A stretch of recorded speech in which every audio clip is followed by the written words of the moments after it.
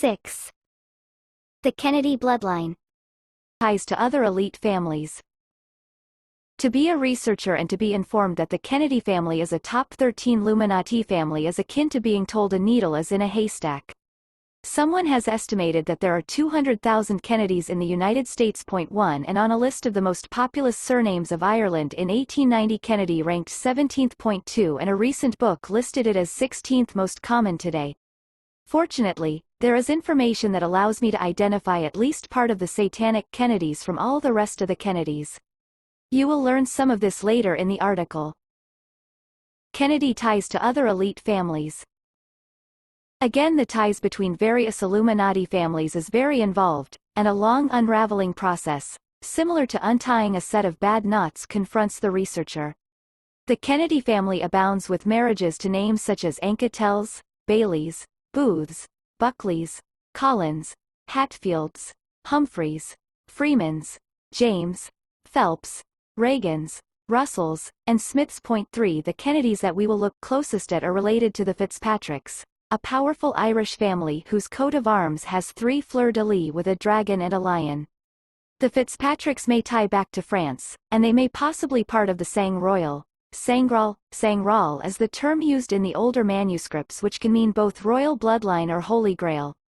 Jackie Bouvier Kennedy Onassis, who married John F. Kennedy, was tied to the Auchinclosses via her sister's marriage into the Auchincloss family. The Auchinclosses are Scottish bloodline of the Illuminati. One can fairly hear the woof and tweet of history whistle through the names of the ramified Auchincloss tribe: Bunt, Grosvenor, Rockefeller, Saltonstall, Tiffany, Vanderbilt and Winthrop, among others. 5 For instance, Hugh D. Auchincloss Sr. married Emma Brewster Jennings, daughter of Oliver B. Jennings, who co-founded Standard Oil with John D. Rockefeller. As for the numerous Kennedy intermarriages with notable names, for instance, Burnett Schaeffer Kennedy, 1798 to 1878, married Phoebe Freeman in 1820.6. But then the question arises, were either of these people secretly part of the occult? Andrew Kennedy married Margaret Penny Hatfield, 1824 to 1989.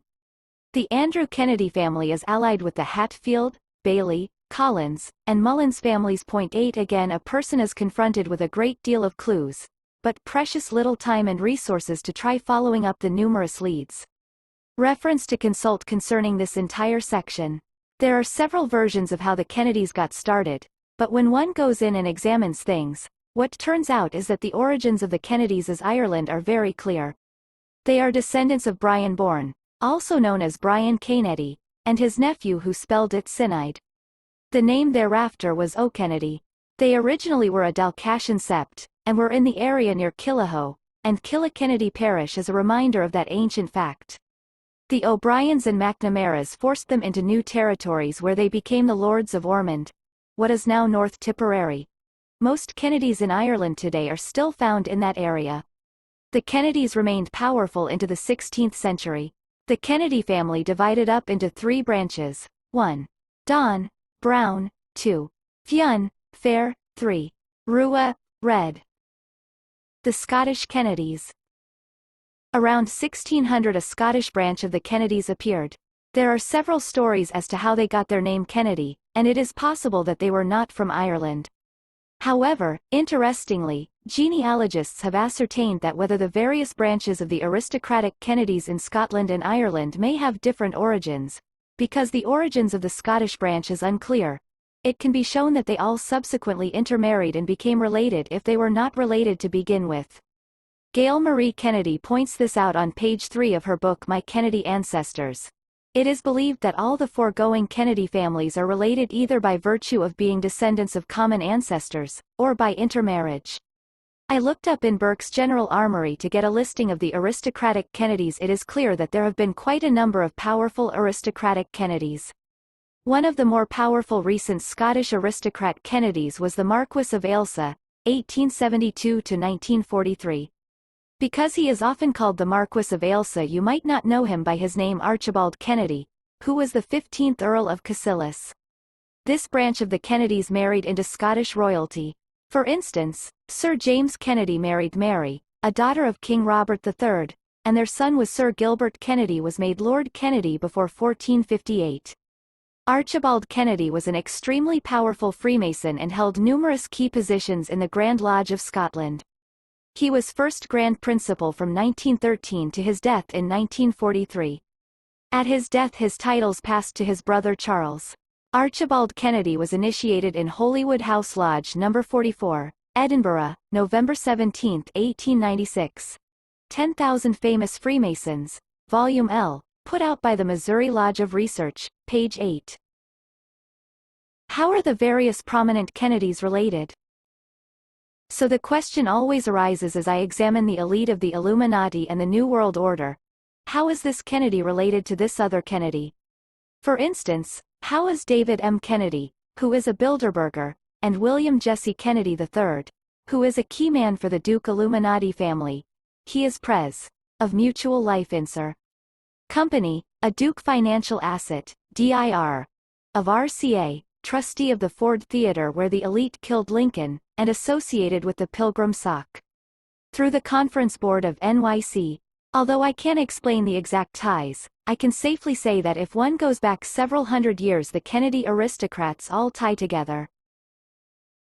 Beginning at the beginning. One of my first clues that the Kennedys had something to do with the Illuminati was the conspiracy book The Widow's Son. The Historical Illuminatus Chronicles, Volume 2, by Robert Anton Wilson. Robert Anton Wilson and Robert Shea, authors of Illuminatus, are not Christians. On the contrary, they are regular participants in the Central Ohio Starwood Festival for witches and pagans.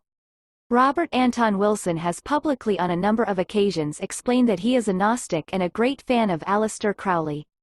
I picked up Wilson's book The Widow's Son in a satanic, New Age bookstore.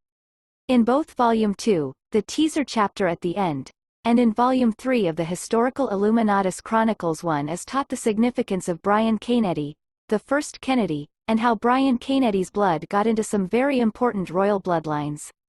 It is interesting that an informed man like Wilson, who spends time doing rituals with Gnostics and witches, would declare that the Kennedy family is an important bloodline in connection with the Illuminati.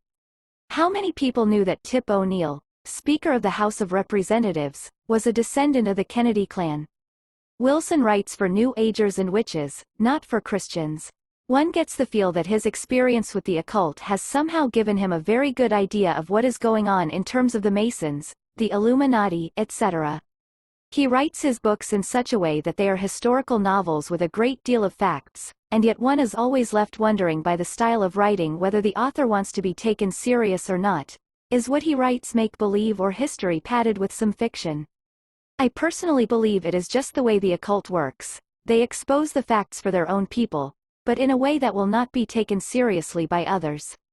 Wilson acts like a buffoon one minute and a serious conspiracy researcher the next, and he will act both ways all in one article or even on a single page of his books. When a person checks up on Wilson's facts, they usually hold true. On my part, the information about Brian Kennedy was astounding. I had to go as soon as possible to verify it from other sources, and it turns out Wilson was accurate about their genealogy, 10 and their importance in the Illuminati activities historically, etc. The Illuminati and Matthew Kennedy. One of the chief lodges for the branch Illuminati prior to 1784 was located in a huge chateau at Ermenonville near Paris, France. The land belonged to the Marquis of Girardin, who protected Rousseau and later gave Rousseau a tomb on his estate. Saint Germain presided over this illuminated lodge. This illuminated lodge carried out blood rituals with altar made from human bones. Interestingly, one of Saint Germain's good friends who came over from Ireland to Paris was Matthew Kennedy, 1652 to 1735. Matthew Kennedy was connected with Saint Germain's court, and wrote a chronological, genealogical and historical dissertation of the royal family of the Stuarts. In 1613, the Stuart family had married into the Sangral, and began to play a role in the genealogies of the Prieur de Sion. Frederick of the Palatinate, after he married Elizabeth Stuart, established an occult, Rosicrucian, state. It was Frederick who helped start the Bloody 30 Years' War between the Protestants and Catholics. The Stuarts spread the Scottish rite of Freemasonry throughout Europe. For a while the Prieur de Sion seems to have backed the Stuarts, but at some point quit. Saint Germain is revered as a Christ figure by the IAM movement and the Church Universal Triumphant, and other New Age groups. A picture that looks similar to Christ, but which is actually a picture of Saint Germain, hangs in many of the houses of people involved with the IAM movement or its spin-offs. It is significant that an Irish Kennedy who was interested and liked the Stuart dynasty would be part of Saint Germain's court and a popular writer for them. John Fitzgerald Kennedy. If John F. Kennedy had not been assassinated and so much about his life examined and written about, a window allowing us to see the Kennedy Illuminati family may never have opened so wide. First, the assassination attracted attention. In recent years, the Illuminati have given permission to publishing houses to print exposés of JFK's sexual life, etc. 11. It is believed that this permission was given in an effort to deflect criticism of his assassination by allowing his reputation to be tarnished. 12. I hope my readers are beginning to realize that things are totally corrupt at the top, and that JFK was no different than so many others that have been and are today at the top of the political mess in this nation. John F. Kennedy had a very active sex life, even after he married Jackie, and even after he was president in the White House. For those who don't think secrets can be kept by the elite, one only has to look at how John F. Kennedy was able to have sex with many women while president and to have frequent nude swim parties at the White House pool and the general public not know anything about it. 13. John F. Kennedy's lust for women was well known by the elite. Illuminatus McGeorge Bundy warned his friend JFK, while JFK was a senator, that John's openness with women might get him into trouble with the public. John F. Kennedy was so open about his sexual habit, that at one party at the Mayflower Hotel in Washington, D.C. John F. Kennedy openly had sex with one partner in front of the party, while his friend Senator Estes Kefauver did the same. Then they swapped partners and began again in plain view.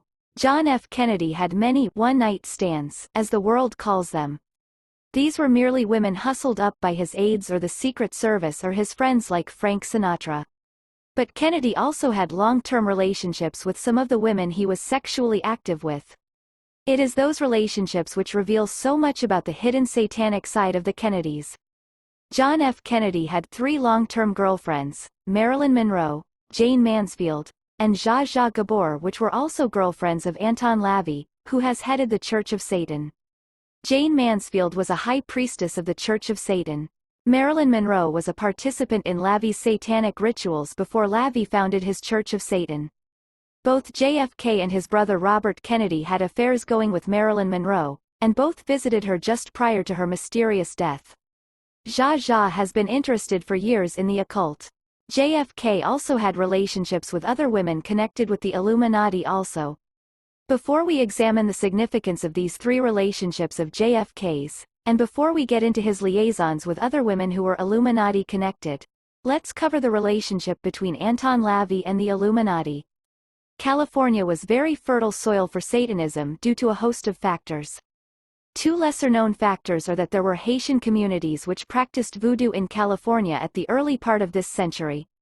Also, California became a haven for witches and Satanists fleeing from France, so America, Cuba, and other places where their satanic practices were not tolerated. California had a reputation for acceptance of their evil rituals. When one adds to this such things as Hollywood, it is easy to see how San Bernardino Valley has become such a strong satanic center. Anton LaVey's maternal grandmother was from Transylvania. It was from that side of the family the Anton got some encouragement toward the occult. Anton LaVey loved horror movies. He studied Aleister Crowley, and the OTO, which had lodges in California, which is where he lived, and in 1947 he joined the Clyde Beatty Circus. The Beatty family connects in with the Illuminati families also, by the way. LaVey worked for several circuses and learned how to be a showman. He worked the occult sideshows of the circus, and found that people wanted to believe occult frauds. Anton LaVey found Marilyn Monroe, a Jewish girl, working as a striptease in the strip clubs. LaVey helped her performance, and through his connections got her started on her big career. LaVey used his talent of showmanship to create a type of Satanism that could be marketed to the public. LaVey always manages to walk a tight rope between openly supporting hardcore satanic practices such as human sacrifice and being just simply theatrics. In other words, he blatantly supports enough evil to attract evil people, but he publicly never allows himself to be connected in any way with child molestation, human sacrifice, etc. Anton LaVey was into Satanism before the 1960s, but it was not until 1966 that he founded the Church of Satan. Some hardcore Satanists feel he is all show. Other hardcore Satanists form covens and try to serve Anton LaVey, because they view him as a role model. The Illuminati set up their headquarters in Southern California this century. San Bernardino County is their headquarters. Of course, as I have written before, that the Illuminati is too secret to carry out anything themselves. They need co-workers. The Illuminati is strictly hereditary. The Illuminati secretly control the satanic cults at what is sometimes described as Stage 4 and Stage 5 of Satanism. The lower levels are for recruits, the grunts, the privates, so to speak, in Satan's army. In the San Bernardino area, one type of high priest of Stage 2 or 3 is the Master Counselor. Other positions include the Keeper of the Books, and the Keeper of the Seal. In the late 60s, Mike Warnke, who was a high priest, a Master Counselor, raised the number of Satanists in the first 3 stages to 1,500 members in the San Bernardino area, San Bernardino, Riverside, Colton. Bear in mind that these 1,500 active Satanists are not Illuminati members. They are much lower than the lower Illuminati ranks, such as the Sisters of Light. The Sisters of Light and 5-star generals and an Asmodeus, who are the middle management types of the world order, who direct the upper levels of priests of the covens of Satanism that are open to the public. Anton LaVey participates in conferences for the occult where Satanism, the first 3 stages, and secret Illuminati overseers are present. In other words, LaVey is not out of touch with hardcore Satanism, he just manages to keep his public profile clean. It is meant that way. Anton LaVey is a publicity agent to give Satanism a good image.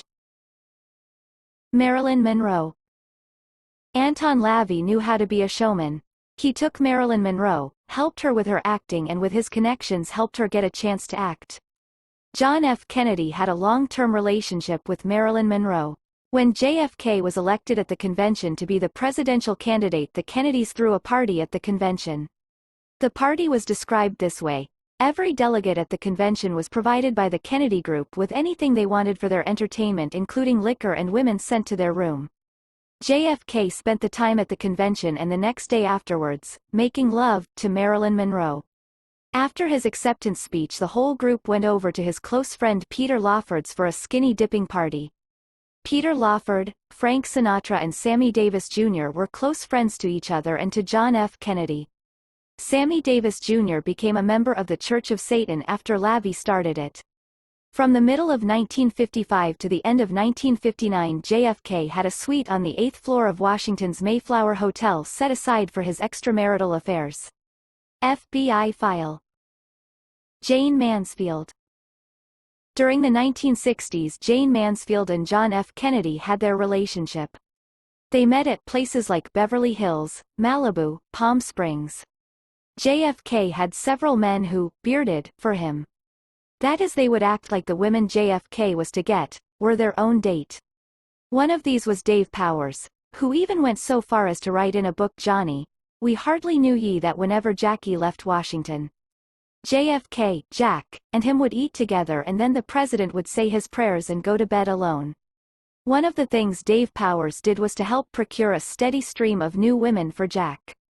Some of the other ongoing sexual relationship that JFK maintained were Lady Jean Campbell, daughter of the Duke of Argyll; Flo Pritchett Smith, wife of the American ambassador to Cuba; K.K. Hannon Auchincloss.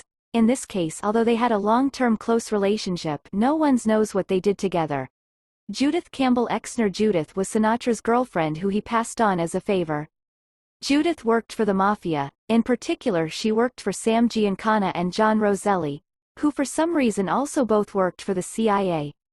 Exner ran letters between the mafia and John F. Kennedy while he was president. According to People magazine, The Dark Side of Camelot, February 29, 1988. It is also known that JFK was in direct contact with Meyer Lansky and Joe Fischetti, 2 other mafia chiefs, and that he benefited from money they passed on to him. This is no surprise because Jack's father had worked with the mafia Jack's entire life.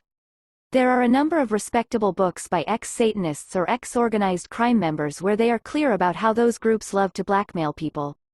John F. Kennedy certainly could have been easily blackmailed by these groups if they had wanted to. I haven't seen any indication that blackmail was even tried, so the only other conclusion, which fits a lot of evidence, is that John F. Kennedy worked with the Satanists and the mafia. In fact, the mafia rigged several important counties in the election, like in Chicago, which tipped the scales in John winning the presidency.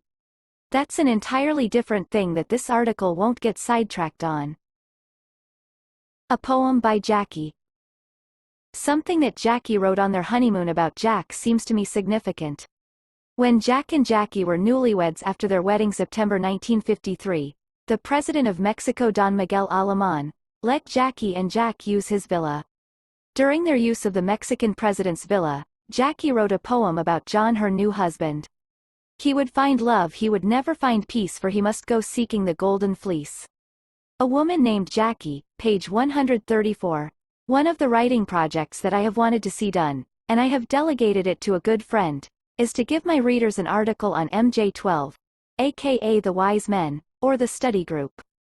This group of men actually run the United States. I know a good deal about the Study Group. In fact, if my sources are correct, it isn't a formal group anymore.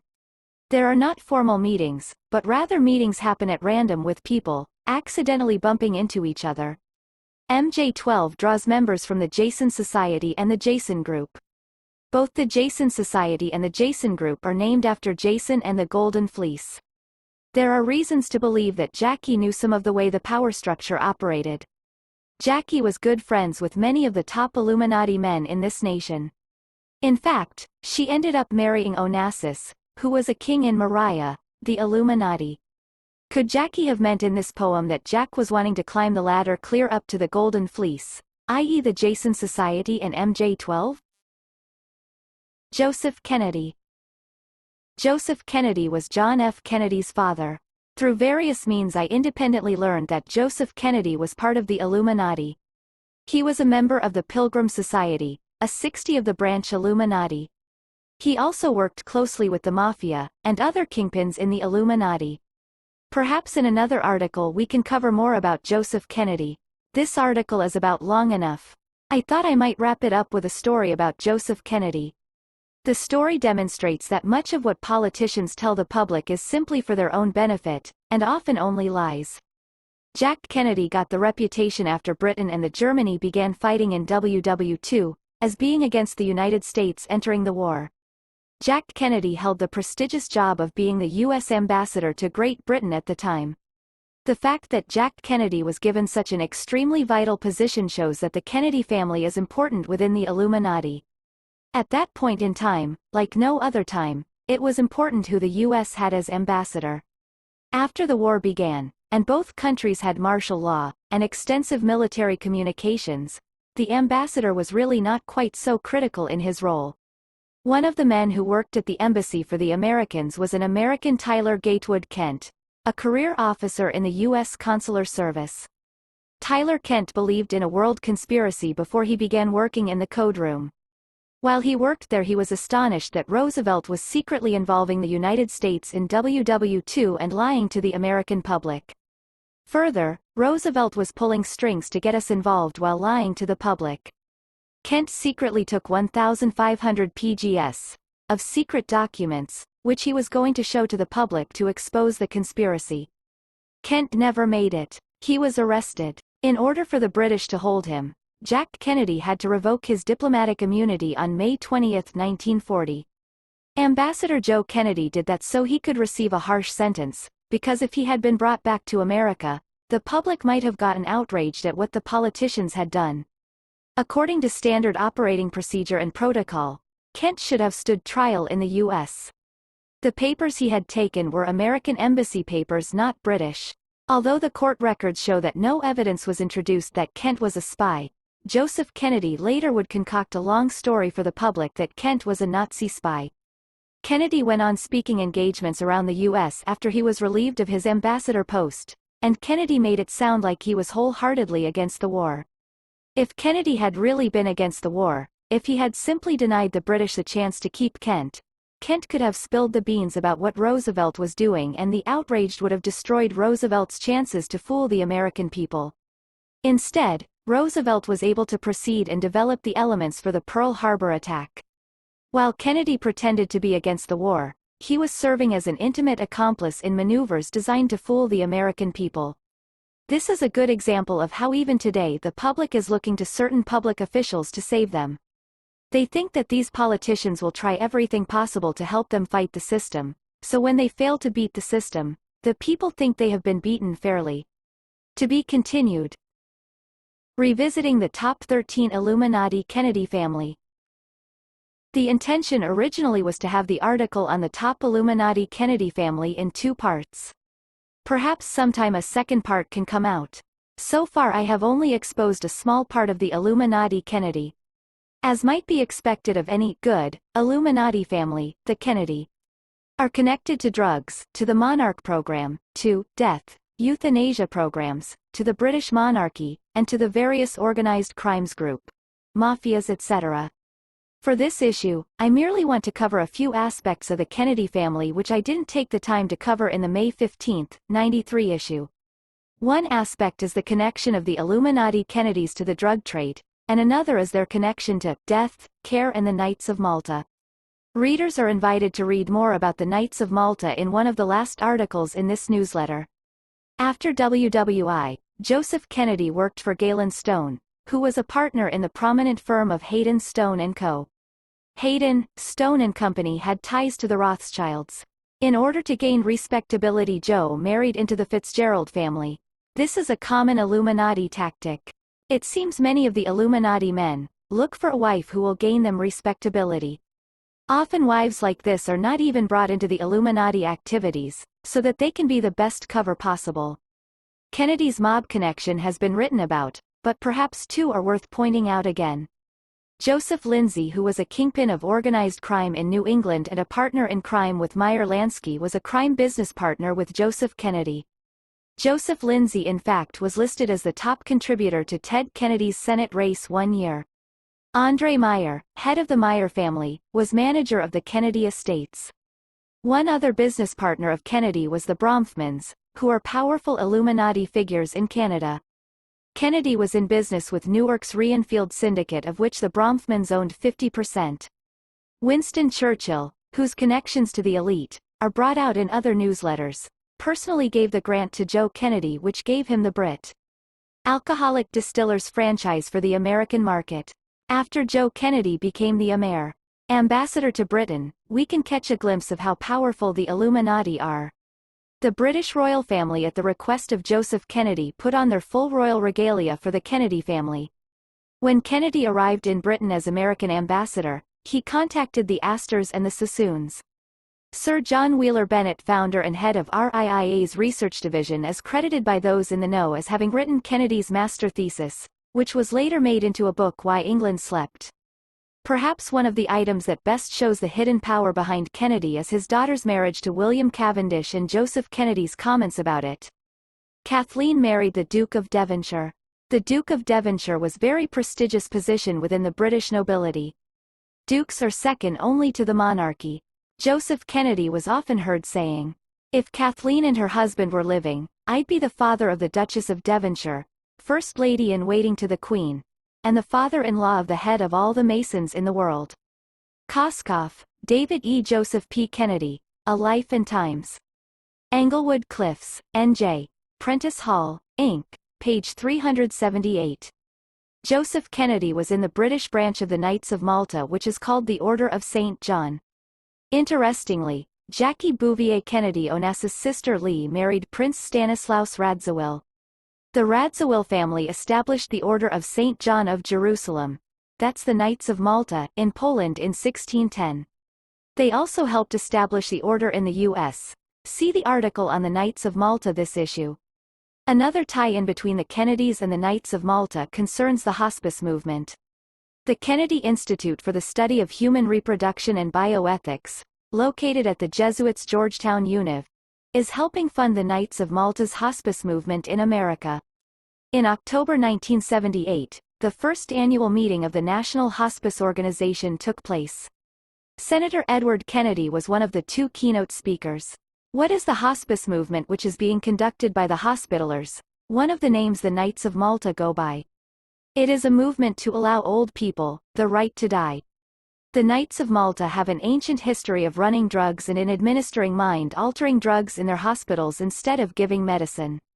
This ancient activity was carried forth into modern times when their St. Christopher's Hospital in London began giving patients Brompton mixture until they died. Brompton mixture consists of heroin, cocaine, alcohol, tranquilizers, and chloroform water. This mixture is given in the Knights of Malta hospitals to patients every 3 hours until they die. Euthanasia, or mercy killing, may seem like a merciful idea, until a person finds out how the people at the top of the euthanasia movement view things. They view things similar to the Satanist Adolf Hitler. This view is that it is merciful to get rid of unwanted people. Although the death hospice movement seems benevolent at first, it is the conclusion of where the program will end up that is the kicker. Hospice, Inc., which is linked to the elite, is also provided funding by the Kaiser Foundation. Besides ties to running drugs, the Kennedy clan has had their problems with drugs. Ted Kennedy's daughter Kara was on drugs and ended up in a halfway house. Bobby Kennedy's kids were busted for drugs. Joan Kennedy was having problems with alcoholism. David Kennedy and Robert F. Kennedy Jr. both have been addicted to hard drugs in spite of repeated treatments in detoxification centers. David later, overdosed on cocaine and died in 1984.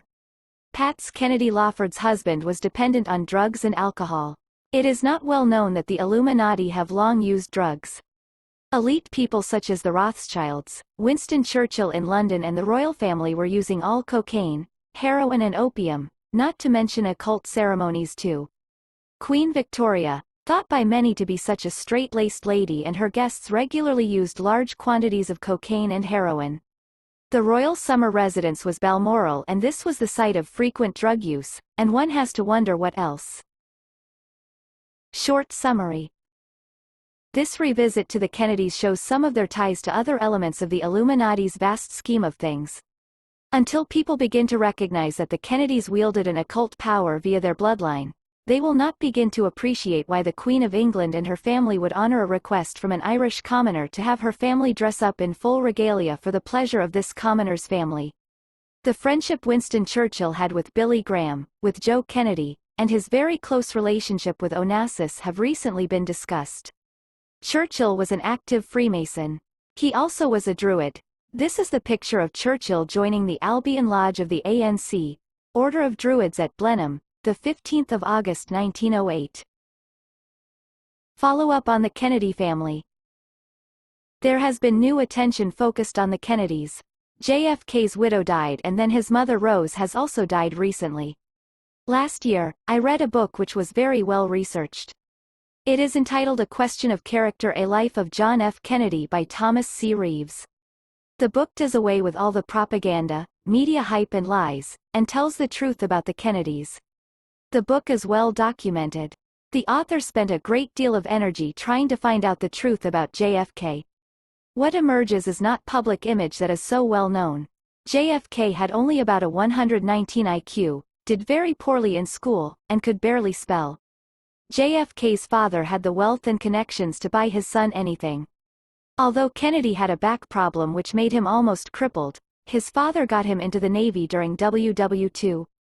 When he was let in, the examining doctors looked the other way at his back problem, which plagued him his entire life. Kennedy got a commission as a naval officer without having to go through the normal channels of training and being commissioned. As a naval officer he did a poor job, and the great PT-109 story was far different than what the public has been led to believe. The fact that Kennedy let his boat be run over by a Jap destroyer was because he and his crew weren't paying attention, sleeping, hung over, etc. Kennedy realized he might be court-martialed for his negligence, but his father had the money to turn disaster into a story that made Kennedy into a hero. Some of the things you will learn from the book follow. In the chapter The Founding Family we learn about P.J. Kennedy, who was JFK's grandfather. He dropped out of grammar school, but by the age of 25 he somehow had ownership of a saloon and a liquor business. Later, he sold his liquor interests and went into banking.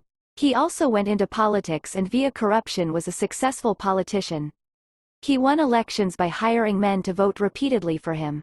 Joe Kennedy remembered two Ward Helas proudly telling Joe Kennedy's father, who was on the election commission, "Pat, we voted 128 times today."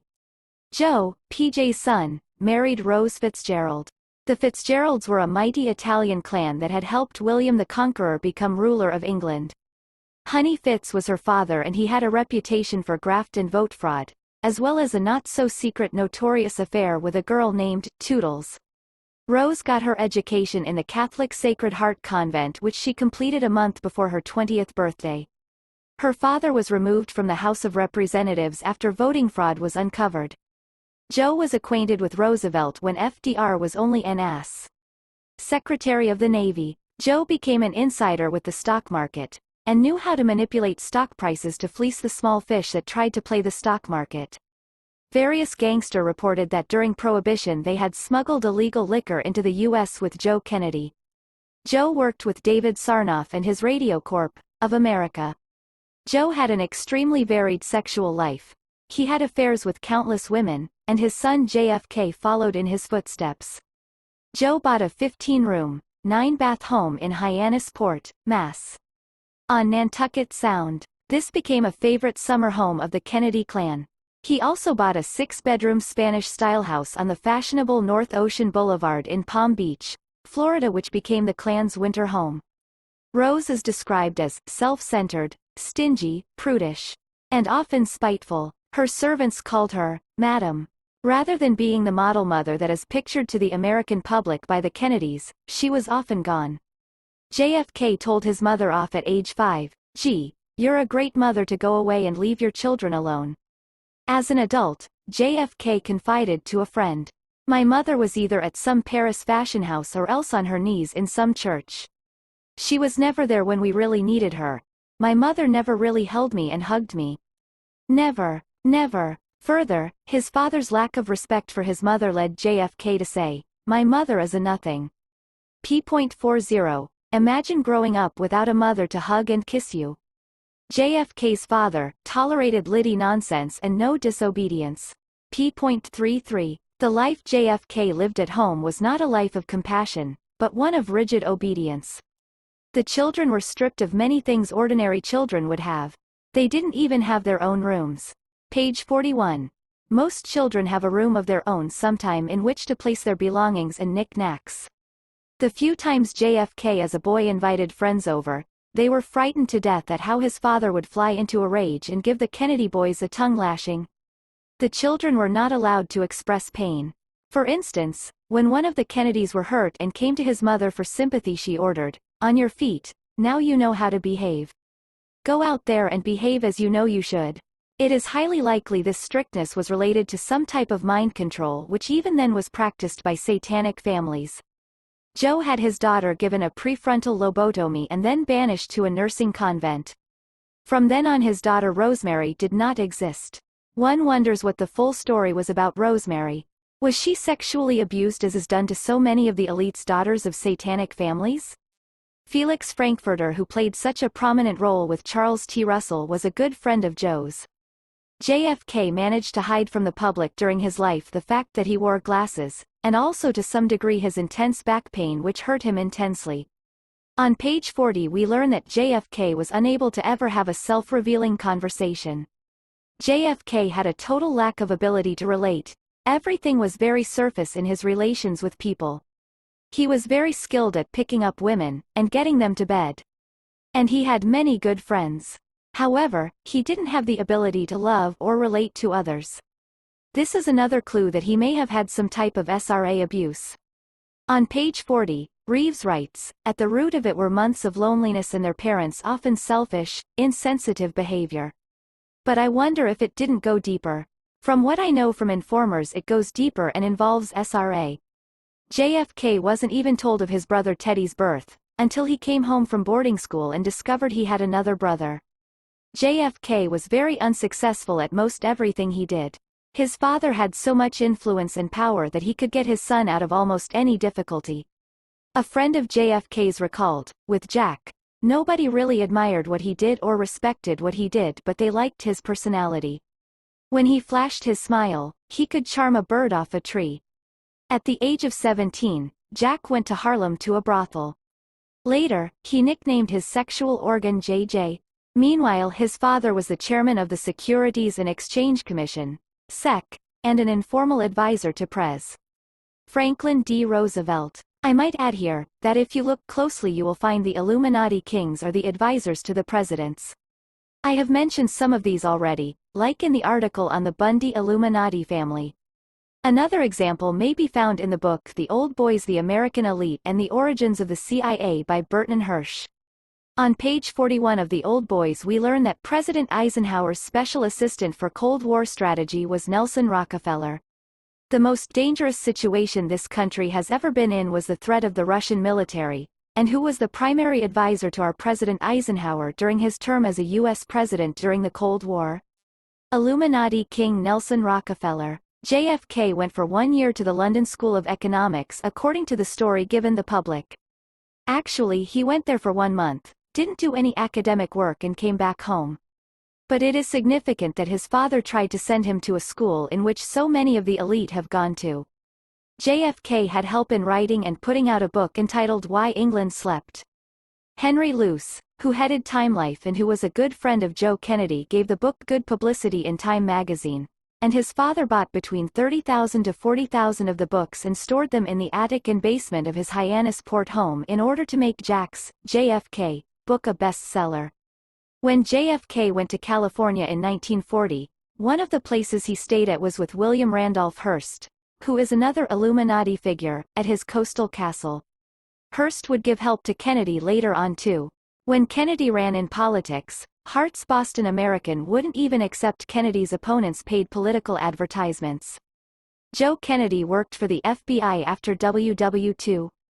Page 59, JFK's favorite sister Kathleen married William Hardington, whose father was the 10th Duke of Devonshire, a pillar of the Church of England, called the Episcopalian Church in the U.S., and a high-ranking Freemason.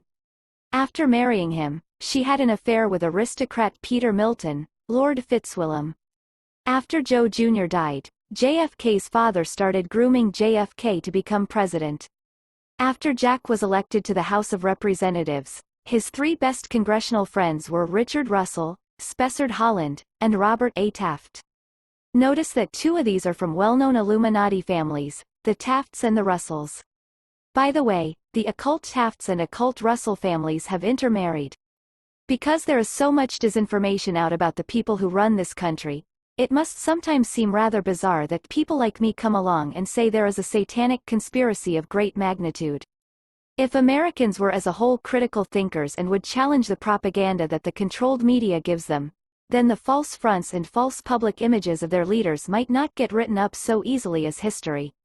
There are not many critical thinkers in this nation. There are a great many intelligent people, but not a great many critical thinkers. A conspiracy of great magnitude has had this nation in its grips since the nation was founded, and the controlled press has managed to prevent the general population from finding this conspiracy out. The Kennedy family has played a role in that conspiracy. JFK gave his life to that conspiracy. The assassination of JFK is one of the best ways to introduce Americans to the conspiracy. Ralph Epperson, who gives talks, slideshows about the NWO to groups, likes to use the Kennedy assassination as a method to get people to realize that there is a NWO conspiracy. Interestingly, Ralph Epperson had as a companion for a while without knowing it, an active monarch slave who helped him give presentations. It is difficult for those exposing the NWO to get away from being infiltrated. The monarch mind-controlled slaves are very difficult to detect, especially since most people don't even know that they exist. 7. The Li bloodline. In writing about the Li family and Chinese secret societies, I am like the man who wakes up in the middle of the night while everyone else sleeps and then gropes around in the darkness trying to feel his way. I can share with you what I've learned, but undoubtedly there is a great deal more that can be learned. When the year started I knew only a little about the Li family, and that only from what I had heard. I didn't even know how to spell their name right. I was spelling it Li. Actually, the Li family name is spelled Li in some areas such as Hokkien, Teochew, Singapore, and by some Chinese Americans. Because I knew so little about the family, it was one of my primary areas of focus when doing the Chinese character for the Li family as shown below in 2 different styles, fonts. Understanding how Chinese names are joined. A Chinese's name is made up of a family name, surname, which is written first, and then comes the personal name. In the Chinese way of things, my name would be Springmeier Fritz. Family names are usually of 1 character each, although there are exceptions like Ouyang and Situ. There are over 6,000 Chinese surnames for about I billion Chinese. The more frequent Chinese surnames in English-speaking countries such as the US, UK, and Aust are Chan, Lin, Li, Wang, Huang, Mei, Yang, Qin, and Fang. In mainland China, the 5 top families are Chen, Li, Zhang, He, and Huang. Family names are more meaningful for Chinese, in China, than for Americans. The Chinese surname Li is a very popular name in China, perhaps not as widespread as Smith in this country, but certainly used as much as the name Brown as in America. Chinese who have the same surname have much more loyalty to someone else who has the same surname. For instance, 2 Chinese with the Li name would consider themselves relatives even if they were total strangers. Even if 2 people knew no blood ties, if they had the same surname, it has generally been considered incestuous to marry each other in China. In the US, if 2 Browns without any apparent blood ties met each other, they would not feel as if they were close relatives, which 2 Chinese with the same surname would. The Li surname has a long history which goes back to a specific person named Emperor Xuanzhu, who was the first Li and lived before 2000 BC. This is according to the Xing Zuan, the Chinese dictionary of surnames. The Li family has a long history in China with many stories. During the Tang dynasty, about 15 different surnames were given the honor of having the Li surname. Li Yuan was the founder of the Tang dynasty, which lasted from 618 to 906 AD. His son who ruled after him was Li Shimin. In their dynasty, printing and paper money were introduced to China. It's interesting that the Lis are connected the introduction of paper money. Are the different important Lis related? In recent history, 3 Lis stand out as giants. The billionaire and de facto ruler of Hong Kong Li Ka-shing. Li Peng, the ruler of Red China. Lee Kuan Yew, president and dictator of Singapore. I don't know which of the Lis are closely related and which are not. I do know that Lis control Red China, Hong Kong, and Singapore and have important positions in Taiwan. If the various Lis which control these various nations are related, then we are certainly looking at one of the most powerful families in the world. In terms of power, they would be just as powerful as the Rockefellers. They also connect to secret occult societies, but the secret societies which the Lis are major players in are the Chinese secret societies. Those will be covered elsewhere in this newsletter. Which ones are part of the Illuminati? I have learned from a source that Li Ka-shing and the powerful Hong Kong Lis are definitely part of the satanic Illuminati Lis. In terms of whether the Lis who run Red China are part of the Illuminati, I know nothing that directly connects them. However, there are clues that make one wonder. For instance, why do the Rockefellers and Rothschilds have such a cozy relationship with these Red Chinese Lis? Why does the Premier, or Prime Minister, of the People's Republic of China Li Peng visit with the Rockefellers and other capitalists when he comes to New York City, if he is such a hardline communist? Haven't the communists named the capitalists their major enemy? And then when we watch men who are in the Illuminati such as Skull and Bones George Bush treat the Chinese Lis with such closeness, even when it was Li Peng that crushed innocent people at Tiananmen Square, it makes us wonder still. In fact, with other pieces of the puzzle that I have in place, I do know that Red China is already cooperating with and part of the New World Order. The only way that China could already be secretly part of the New World Order is for its leaders who are the Li family to be in favor of the New World Order.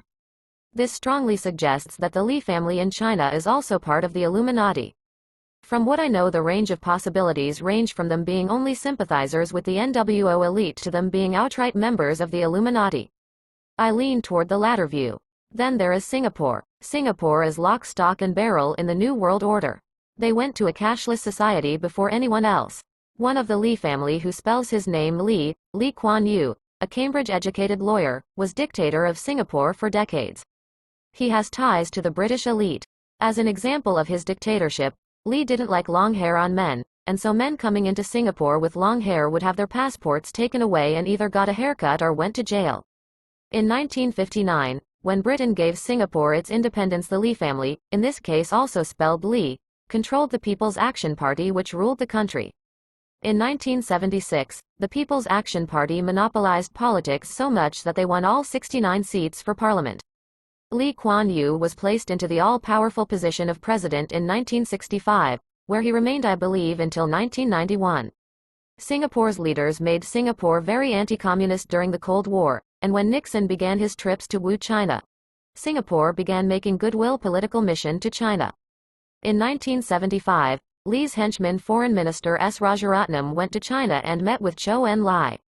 Zhou Enlai was the mentor and friend of Yu Peng.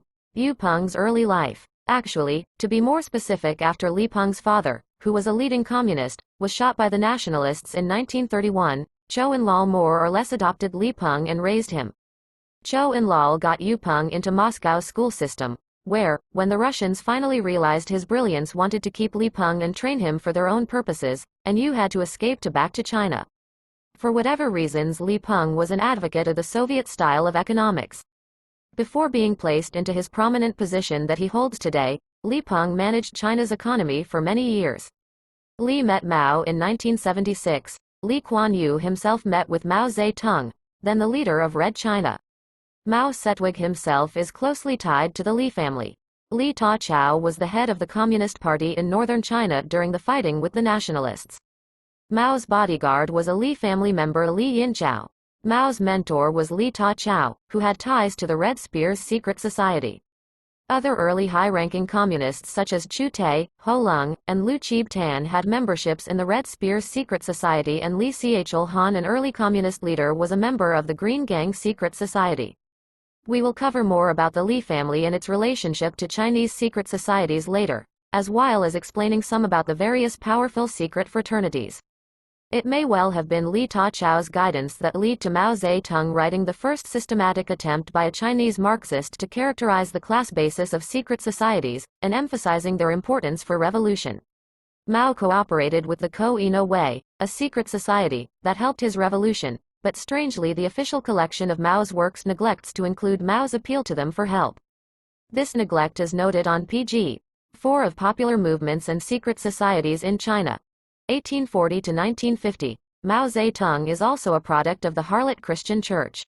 Mao as a boy had wanted to learn of Christ and attend a missionary school, but when he went to it, they threw him rudely out because he was Chinese.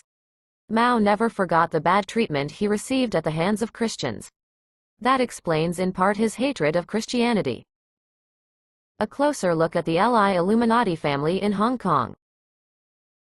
The Rothschild and the Rockefeller families have a very high respect for the Chinese and Japanese people in relation to some of the other peoples in the world. That is one reason why China and Japan are being given the chance to be important players in the New World Order. The powerful Li family in Hong Kong is part of the Illuminati. This family maintains a good public relations. They are philanthropists. Billionaire Li Ka-shing donated money to create a university in Shantou in South China. The cost of the university and its teaching hospital were reported at $85 million in Fortune magazine, July 13, 92, page 107. Both Chinese and Western executives for day-to-day management. Simon Murray, a Dalton who served in the French Foreign Legion, is one of Lee's trusted managers. Murray had worked for Jardine Matheson, a business owned by one of the Committee of 300. Yu has built global alliances with British companies and has part. Pearson, a British holding company which in turn has interest in Lazard banking arms in NY, London, and parts. As one can see, Li Ka-shing is doing business with the big boys of international banking. Li also has joint ventures with MTV, AT&T, Motorola, and Time Warner. Lee's Star TV broadcast 5 channels to viewers all the way from Israel to Indonesia. The programming comes from the BBC News, and MTV, and some minor partners. Lee is giving Madonna and the rest of Hollywood to the Asians. Lee also invested in Vancouver, BC. He bought the Expo 86 site, which is 1/6 of downtown Vancouver. 27% of Vancouver's 560,000 citizens are of Chinese descent. Vancouver is a Triad stronghold. This we'll discuss elsewhere. Li Ka-shing has been allowed by the elite to buy into Canada's Husky oil. He could not have done this without the elite's tolerance. The Oil and Gas Journal, November 18, 91, page 36 states that U now has 86% of Husky oil. The rest of the Li Hong Kong clan. The Hue Bank of East Asia, B, is run by Yu Kwok Po. B has gone into partnerships with such Illuminati-connected companies as G. Warburg. Li Kwok Po, also known as David Li, also serves in the Hong Kong legislature as the councillor who represents the banking community. He is also a vice-chairman of the committee drawing up the future Chinese administrative region that Hong Kong will soon become. He was chosen for this position by the Red Chinese because he was chosen by the Chinese mainly because of his family background. The extended Li family, with most of its members holding British passports, is one of the territory's rich and influential old families. Far Eastern Economic Review, June 1989, page 47. Li has been urging the Hong Kong people to trust the Communist Chinese government. David Li did not comment on the Tiananmen Square massacre when asked. David Li holds a full British passport and can go anywhere he wants. Most people in Hong Kong have only a Hong Kong passport that gives them British citizenship but doesn't entitle them to travel. David Li's uncle is Simon Li, who was a Justice of Appeal in Hong Kong, and also selected for the BLDC. His other uncle Ronald Li was the former chairman of the Hong Kong Stock Exchange and a member of the Basic Law Consultative Committee. Ronald Li and his son got caught using their stock exchange positions in corrupt money-making offenses, and were to be brought to trial. I don't know how it turned out. Another uncle Li Fuk Kao was elected in Sept. 88 to represent the Hong Kong financial community in the government. When the scandal broke concerning the elite's BCCI, the Hong Kong branch, Bank of Credit and Commerce Hong Kong, BCCHK, was shielded from investigation. BCCHK's chief executive Tariq Jamil, who could have been called upon to answer questions, skipped the country. Hong Kong authorities made no attempt to stop him. David Yu got involved and suggested that the exchange fund be used to help his B acquire BCCHK. Another key figure in the BCCHK was Louis Sobel, who was previously Bank of America's chief contact with Red China. Louis Sobel has traveled to mainland China regularly since the 1940s.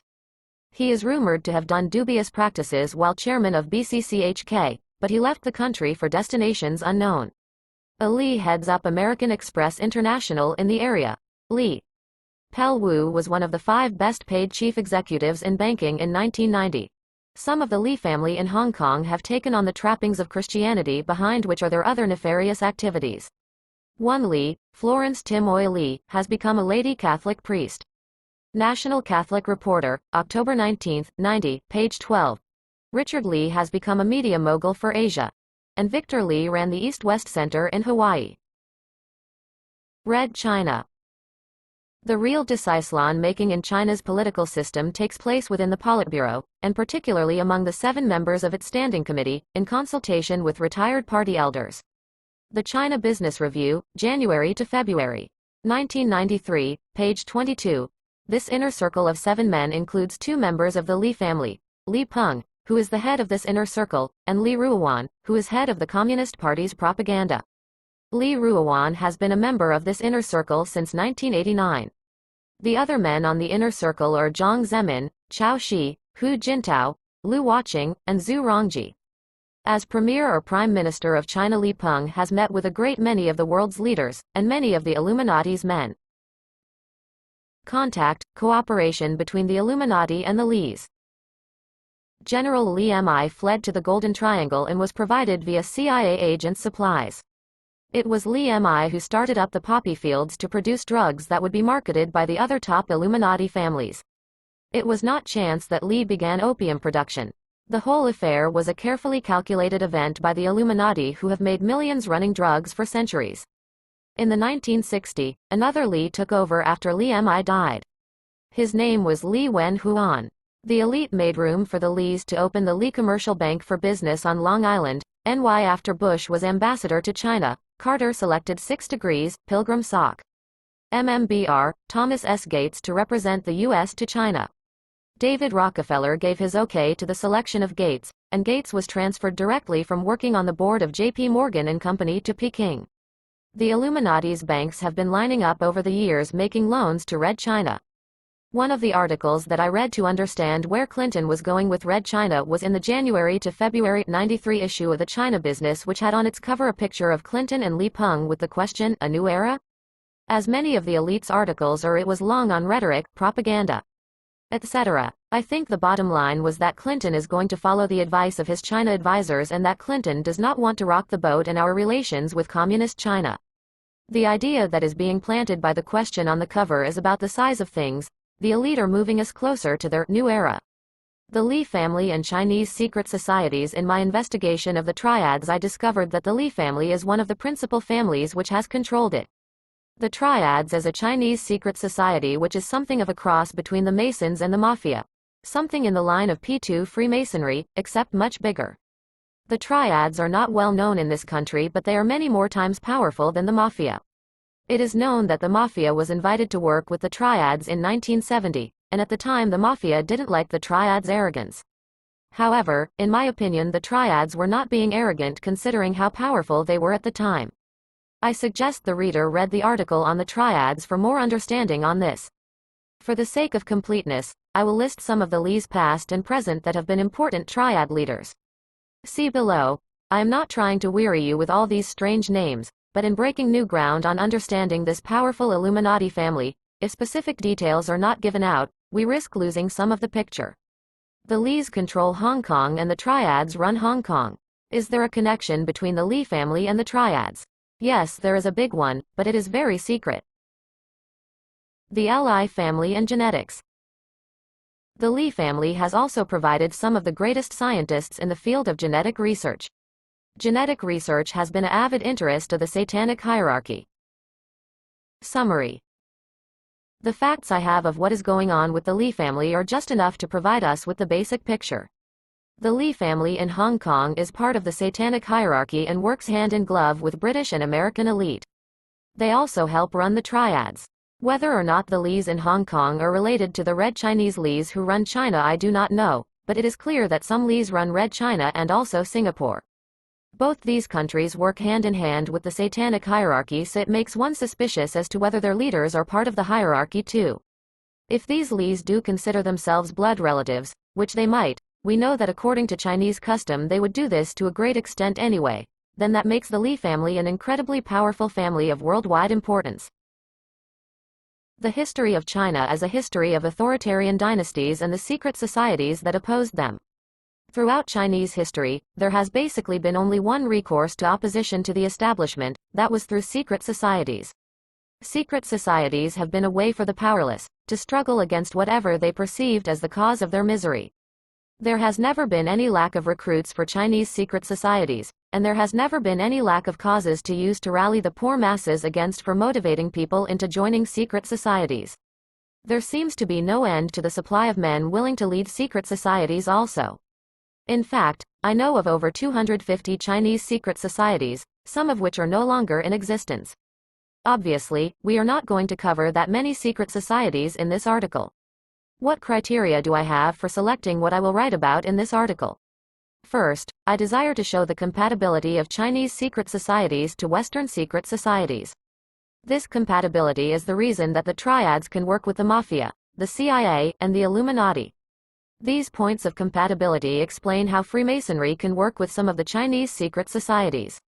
For instance, I have a copy of the New Age magazine, September 1964, page 38, which is put out by the Supreme Council 33, which states, Chinese Wutsu, Sikh, Society compared to Freemasonry. Brother Morris B. de Pass, 33 degrees, Master of Kadosh of the Peking Scottish Rite Bodies, in his annual report, includes the following interesting story in regard to Wutsu Society. During the past year I had the pleasure of meeting an old China hand, himself a Scottish Rite Mason, who, learning of my China background, asked me if I had any knowledge of an old Chinese organization similar to Masonry. I felt certain he had in mind the Wutsu Society, Wu meaning 5, and Su meaning ancestor, or, in English, the Society of the Five Ancestors. Some foreigners living in China were of the opinion that the Society of the Five Ancestors was the eastern branch of that movement which developed in Western countries into Freemasonry. The tenets of the Wutsu Society do have much in common with those of Freemasonry. They pay homage to Buddha, whom they accept as the incarnation of a supreme deity. They believe in immortality, they teach faithfulness unto death, and they practice secrecy. The society differs from Masonry in that there is no counterpart of the volume of the sacred law as being an indispensable part of its furniture, and it is open to both men and women. Perhaps no one better epitomizes the connections and overlap between East and West occult secret societies than the life of Sun Yat-sen. Sun Yat-sen led China to overthrow the monarchy and create a republic. Sun Yat-sen was a leader in several triad groups, such as the Hong Kong-based Chung Wo Tong Society and the Kwok On Wui Society in Honolulu and Chicago. Soon after arriving in Hawaii, he formed the Tai Luk Shan, a new triad group. Sun Yat-sen played the key role in setting up 268 other branches of the triads too. In Japan, he set up the Tiong Meng Wei. In Singapore and Malaysia, he set up triad lodges too. He was a high-ranking Freemason, and he attended an Anglican school in Hong Kong. Sun Yat-sen and the millionaire Chong Ching Chong, who was an international art dealer, worked together. Sun Yat-sen traveled in the U.S. and Europe, gaining support for his revolution. Several other great non-communist Chinese leaders have also had membership in both the Triads and Freemasonry. Triad rituals. Triad rituals were an elaborate affair but have continued to be streamlined over the years. The ritual initiation drew from three religious sources: Taoism, magic, Buddhism, and what might be called Confucianism. Taoism emphasized the importance of blood ancestry, of magic, and alchemy. The traditional initiation lasts about 8 hours, and includes ritual dance, secret handshakes, a blood sacrifice, and pricking the finger of the new initiates. The Triads have an extremely long history and a lot of heritage. In order to try to capsulize what they are, one has to look at what they are doing at a particular moment. At times they are secret fraternity like the Masons, at other times they have more of the appearance of a revolutionary army, and at other times they look like the mafia. They are all these things. And so they are a much more complex group to understand than some of the other secret societies that might fit into some nice label. Sometimes their services as hitmen are hired out to others. Their heritage and history make them almost a subculture, and a subculture that is difficult for law enforcement agencies to penetrate. Their blood oaths and traditions bind them together. Origins. The White Lotus Society centuries ago amalgamated itself to the Hung Society, which in turn changed into the Triad Society, also known as the Three United Society. Some people continued calling it the Hung Society. The Hung Society had many local names, and like Freemasonry, hid behind trade guilds. Infiltrated the Boxers. The Triads infiltrated the Boxers and even associated with them, but the Boxers lost against the foreign powers. Set up branches in the United States. During the California Gold Rush days, many Chinese began coming to America. Triad lodges sprang up in the Chinese Laundrymen of San Francisco. By 1854, the Triad Society, called 5 Companies, had 35,000 members in California. In the U.S., the Triad lodges became known as tongs, which means a hail or meeting place. Wherever the Chinese lived, they quietly set up Triad lodges, so that soon there were lodges in Laramie, Cheyenne, Kansas City, Seattle, Vancouver, California, New York, Boston, and the Klondike. These overseas triads came under the jurisdiction of the Hung Moon Society in Canton. This triad group was in turn under Chi Kung Tong Group. Groups got started in Australia and Malaya. Triads and Hong Kong. When the British began ruling Hong Kong, the Hong Kong area already had a reputation for being a haven for pirates, and the Triads established lodges and began secretly to rule. In 1845, the British made membership in the Triads illegal, and in later years deported them back to Communist China for those Triad members found. However, the Triads controlled things, and the British never were able to enforce that law except for some scattered arrests. For instance, in the 1970s, 35% of the police in Hong Kong were affiliated with the Triads. In fact, the British man Ernest Taffy Hunt, the police superintendent of the THAAD Bureau of the Colony of Hong Kong, was paid bribes for 18 years ranging from about 700,000 Hong Kong dollars to 12 Hong Kong dollars per year starting in 1955. The Hong Kong papers every so often report police raids against the Triads, but one has to wonder how much is inter-rivalry between Triad groups and much is just for show, and how much is really something hurting the Triads. Under Triad control, factories in Hong Kong have been turning out items for sex shops worldwide. The living conditions of areas under Triad control in Hong Kong were literal hells on earth. The Triads packed people in, the sanitation was negligible, the filth overwhelming, and the corruption of the human spirit complete. There is no question what kind of life the Triads want to bring people: total degeneration into total moral corruption and filth.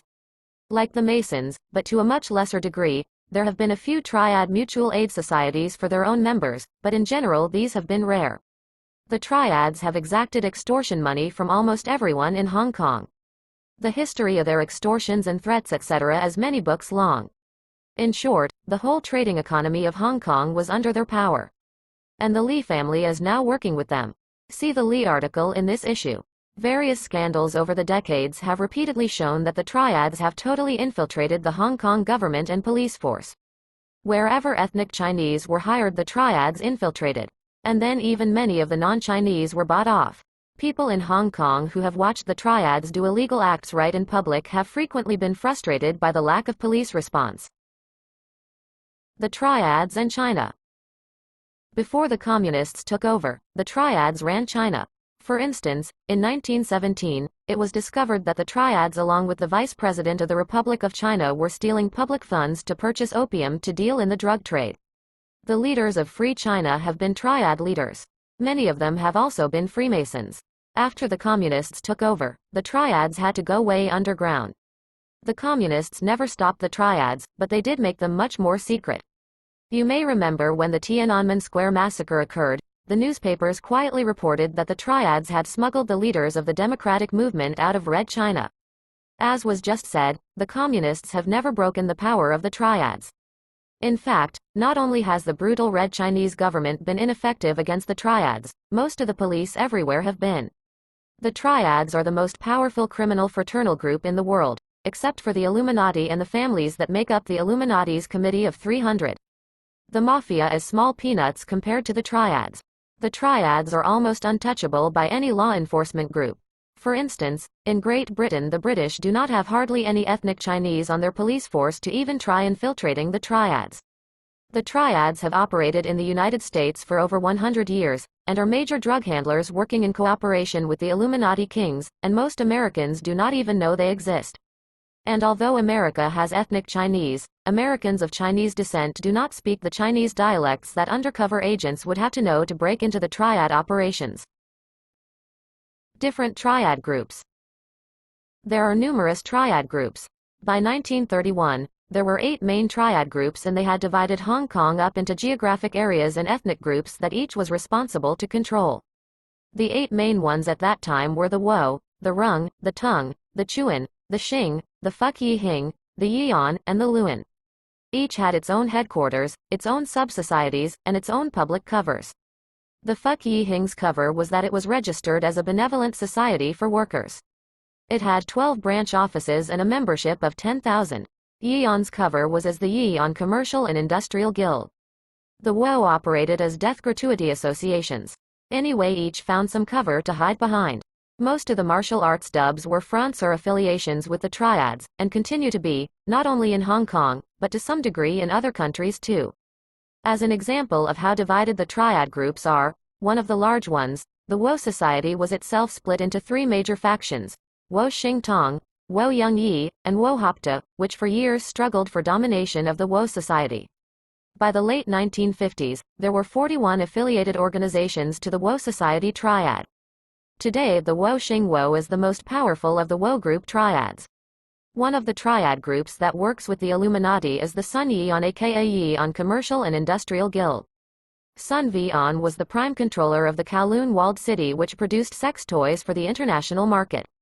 Besides the Wo Xing Wo and the Sun Yian, the third great Triad societies of modern times is the 14K Society. Probably Chiang Kai-shek and his mentor Big-Eared Tu were responsible for setting up a league to oversee all the various Triad groups called 5 Continents Overseas Chinese Hung League. This was set up in 1945, when the Chinese operated in Asia, North America, South America, Europe and Africa. As a side note on Tu, one of his friends was Charlie Sung, an office-bearer for the Triads, who had attended Vanderbilt University at the expense of millionaire Julian S. Can. Charlie Sung's daughter Al Lag had connections to Sun Yat-sen, and also became helpful to the Triads when she married Kung Sang-shi, a banker and businessman. The Kung banking empire, along with the Sung's veneer of Christianity which came from their Methodist Church membership, helped this branch of Triads in their international dealings. Today in Hong Kong there may be as many as 60 different Triad societies operating. The largest numerically is the Sun Yi-on with 33,000 members. These 60 societies can be classed into 3 different styles. The first is the traditional structure. The second type are those who are totally unstructured. The third type is the most dangerous. They are small, closely knit cells or central committees who plan out criminal activity with acute business-like efficiency. Large bases of Triad operations. Vancouver, BC, San Francisco, New York, London, Manchester, and Amsterdam, not to mention Macau and Hong Kong, are some of the big bases of Triad operation. Money is made by extortion, gambling, prostitution, drugs, or any other way to make a profit. The Triads have worked with the CIA in creating the drug network.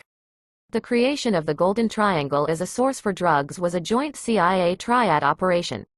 The Chinese communists couldn't pass up the opportunity to debauch America. The Red Chinese government has secretly worked with the Triads in supplying heroin and opium, knowing that these drugs were going to U.S. military bases. U.S. garrisons in Germany were supplied high-grade drugs that came through the Triads, either grown under Triad supervision or in places like Red China. One of the kingpins in this drug trade was Lumpy Ho, whose business fronts were known as the Dutch Connection. The corrupt police officers that were Triad members that fled anti-corruption drives in Hong Kong would flee to Vancouver, BC, where they have spent their efforts building that area up as a large Triad base of operations. Actually, they have branched out into Victoria and Seattle, Washington. The Triads are known to have been operating in London since the 1890s, and may have been operating even before that. It wasn't until the 1960 drug culture that the Triads began to catch more attention due to their large involvement in the drug trade. In 1971, the Triads introduced pure No. 4 heroin into England to replace the brown sugar that the Rolling Stones sang about. In 1973, the British authorities moved against the Americans and British agents on the drug squad and forced some resignations. It is not exactly clear what the details of the whole mess were, but the process was that for 2 years there was essentially no coherent drug squad in London. Every locality in England where ethnic Chinese are located, the Triads have some type of operation. This means all of the British cities. In Scotland and Ireland, the different Triad groups have been fighting each other for control of the territory. No wonder the Illuminati like the Triads. The Yu family, with their connections controlling the Triads, have the perfect vehicle to operate the drug trade. If anyone dislikes the drug trade, their hate will directed to an ethnic group, rather than realizing who the real kings are. Most of the couriers for the Triads today are Europeans. And the trade are using British banks now more than the Hong Kong banks. The British Parliament had a committee in 1985 to look at the Triads.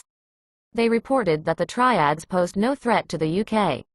The mafia had tried to maintain its position in the drug activity, but the mafia wasn't in a position to buy directly from the prime sources. The Chu Chow Triads had operated in Saigon and Vietnam during the Vietnam War, bringing in drugs for the American soldiers. The Corsican syndicates, organized crime, had connections in Vietnam. They introduced the mafia to the Triads. The Corsicans had been known as the French connection in the drug trade. They had worked with supplies coining from Turkey, through Lebanon, and then to Marseille, France.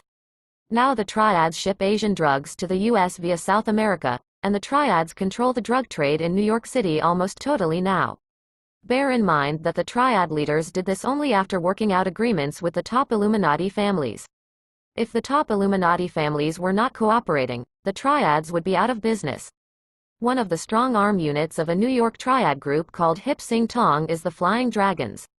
The On Leong, another NY Triad group, has the Ghost Shadows as their strong arm unit.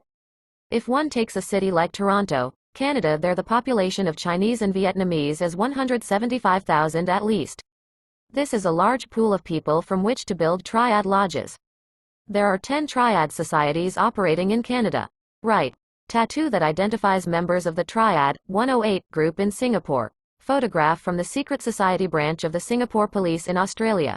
The Triad Society Yi Hing Society, with its charitable Moon Ji Dong, has been listed as a Masonic charity for 80 years. The Moon Ji Dong has decided to operate legally. Public ceremonies. The Triads would publicly celebrate the goddess of mercy and the god of the earth each year at a major festival where a bamboo bomb would be set off. At the 1982 Tin Hao Festival, 2 groups of the 14K Triad and 500 members of the Wo Xing Wo Society openly wore Triad t-shirts at the festival. This was publicly breaking the law that prohibits the Triads from publicly advertising, but the Triads got away with it with impunity. Enforcement. The Triads' tradition weapons are the meat cleaver and a razor-sharp butcher's knife which they use to slash people. The Triads interface with many other groups. Besides working with the CIA, the mafia, who work for the Illuminati, and working with the Illuminati families themselves, the Triads work with street gangs, youth gangs, and any other organized crime group. They also have worked with all types of secret fraternal groups including the Freemasons. Historically speaking, they have cooperated numerous times with other Chinese secret societies. The Triads also work with the Japanese organized crime group Yakuza, and the Filipino organized crime groups. The Yakuza also move drugs into the U.S. mainly via Hawaii. This is taking place with Yakuza Triad cooperation. The Taiwan Triad societies work closest with the Yakuza, especially the Four Seas and United Bamboo societies. The Triads in banking. The Triads have their own accountants, and so Triad financial operations are great for money laundering. Stolen credit cards and imitation merchandise that look like the real stuff are also moneymakers for the Triad. The Triads also have their own lawyers, who are members of their societies. Besides making false Gucci handbags, the Triads are adept at forging passports. One of the items that the drug trade takes is gold, because the drug producers want to be paid in gold. This trafficking in gold must be watched by the Illuminati, because gold has always been an important commodity for the satanic hierarchy. Its value to them goes beyond the monetary significance. In summary, the Triads are an occult fraternity which has developed into a major international organized crime society. It has many agreements with various families of the Illuminati, and works with them. The Li family is taking a big role somewhere with the Triads, but exactly what that role is I have not spelled out yet. The Li family is represented in Salem, Oregon and other West Coast cities by the Wong family, who are part of their bloodline. Volume 2 touches on the Wong family and their part in organized crime.